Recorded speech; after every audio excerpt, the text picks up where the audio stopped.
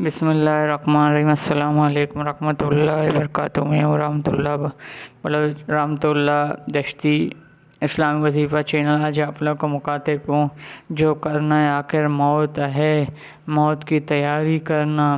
آج سنیے کیا لکھا ہوا ہے کہ اقل طور پر دیکھا جائے تو بھی ذکر قلبی کا ذکر لسانی فضیلت حاصل ہے۔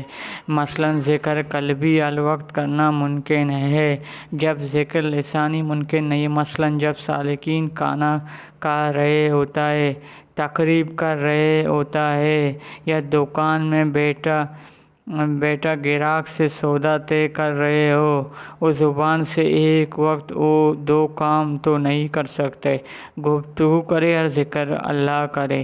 زبان ایک وقت میں ایک کام نہیں ممکن ہے، جبکہ ذکر قلبی کام کاج کے دوران لیٹے بیٹھے چلتے پھرتے حال میں کیا جا سکتا ہے۔ ذکر لسانی کرتے ہوئے زبان ہل رہا ہے، اونٹ حرکت کر رہا ہے، ہر وقت یہ ڈرا ہے کہ کسی کو پتہ نہ چلے کہ جب ذکر قلبی کا پتہ ہو ذکر کرنے والے کو ہوتا ہے، جس کا ذکر ہو رہا ہے اسے معلوم ہوتا ہے۔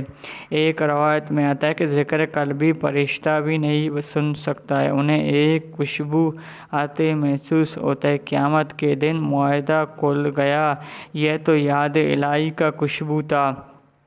عاشق اور معشوق میں کچھ راز ایسی ہوتا ہے کہ وہ کرامات یقین تو نہیں معلوم ہوتا ہے کہ ذکر قلبی کو ذکر خفیفی کہا جاتا ہے۔ در حقیقت جسم انسان میں یاد کا مکان قلب ہے۔ جب زبان سے اس کا اظہار ہوتا ہے، کبھی کسی ماں نے بیٹے سے یہ نہیں کہا بیٹا میری زبان تمہیں بہت یاد کرتا ہے، بلکہ ہمیشہ یہی کہے کہ بیٹا میری دل تمہیں بہت یاد کرتا ہے۔ معلوم ہوا یاد کرنا مکان انسان قلب ہے۔ پس عقل دلیل سے بھی ثابت ہوا کہ ذکر خفیفی افضل ہے ذکر لسانی سے۔ اندر سے آشنا باہر سے بیگانہ، یہی طریقہ بہتر اور دنیا میں بہت کم ہے۔ کثرت ذکر کی فائدہ عجیب و غریب ہے، چند ایک بیان کیا جائے۔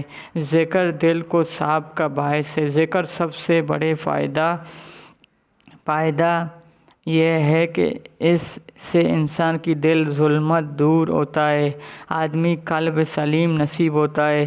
چنانچہ حضرت عبداللہ بن عمر سے روایت ہے کہ نبی اکرم پر ارشاد فرمایا کہ ہر چیز کا ایک صفائی ہوتا ہے، دل کا صفائی اللہ کا ذکر ہے۔